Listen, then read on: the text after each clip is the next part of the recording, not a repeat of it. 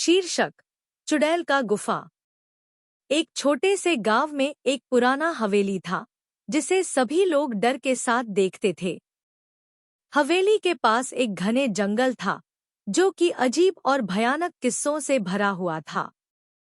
गांव के लोग कहते थे कि हवेली में एक चुड़ैल रहती है जो रात के समय उनके डरावने सपनों का कारण बनती है।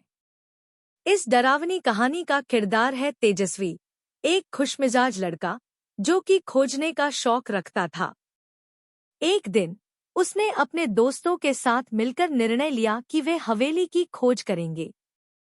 तेजस्वी के दोस्तों में उसकी बेहतरीन दोस्त आरोही और उसका बहन लाडो शामिल थे। सभी मिलकर तैयार हो गए और हवेली की खोज करने के लिए रवाना हुए। बहुत देर तक जंगल में खोजने के बाद उन्हें हवेली का दरवाजा मिला। हवेली के बड़े दरवाजे को खोलते ही उन्हें एक अजीब सी आवाज सुनाई दी। वे सब डरे, लेकिन फिर भी अगले कदम से आगे बढ़े। हवेली के अंदर का माहौल कुछ अजीब था। दीवारों पर पुरानी चित्रकारी, डरावने मूर्तियां और अजीब से ध्वनि सुनाई देती थी। लेकिन उन्होंने अपने आप को हिम्मत दिखाई और आगे बढ़ा। धीरे धीरे हवेली के कमरों की खोज में वे एक छोटे से कमरे में पहुंचे जो कि बहुत ही भयानक और डरावना था। उन्होंने देखा कि कमरे के बीच में एक पुरानी झूला था। झूले पर जाने के बाद उन्होंने एक अजीब बॉक्स देखा जो कि चैन से बंधा हुआ था। तेजस्वी ने उस बॉक्स को खोला और उसमें से एक पुरानी किताब निकाली। किताब के पन्नों पर कुछ अजीब चित्र थे जो कि डरावने लग रहे थे। तेजस्वी ने किताब की पहली पृष्ठ को खोला और पढ़ना शुरू किया। किताब में लिखा था, जो भी इस कमरे में जाता है वह अब कभी बाहर नहीं निकल सकता। तेजस्वी ने इसे पढ़ा और हैरानी से डर गया। तभी एक डरावनी आवाज सुनाई दी, तुम्हें यहाँ से बाहर नहीं जाने दूंगी। तेजस्वी और उसके दोस्त डर से कांप गए। वे उस कमरे से निकलने की कोशिश करते हैं, लेकिन बाहर निकलने का कोई रास्ता नहीं मिलता।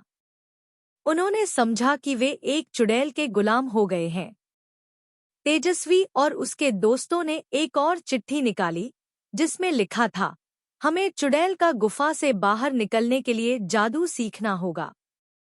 वे चुड़ैल के गुफा में से निकलने के लिए जादू सीखने की कोशिश करते हैं, लेकिन वहां कोई जवाब नहीं मिलता। वे अकेले, भयानक और डरावने हवेली में फंस जाते हैं। क्या तेजस्वी और उसके दोस्तों को चुड़ैल के गुफा से बाहर निकलने का रास्ता मिलेगा, या वे हवेली में ही फंस जाएंगे, जैसा कि हवेली की कहानियों में होता है।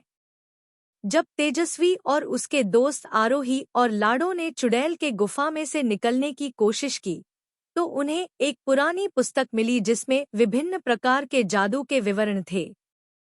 वे देखते हैं कि इस पुस्तक में चुड़ैल को प्रसन्न करने और उसे गुस्सा करने के तरीके लिखे गए हैं। तेजस्वी, आरोही और लाडो ने सोचा कि वे चुड़ैल को प्रसन्न करके हवेली से निकल सकते हैं। उन्होंने एक योजना बनाई और चुड़ैल को प्रसन्न करने के तरीके को अमल में लाया।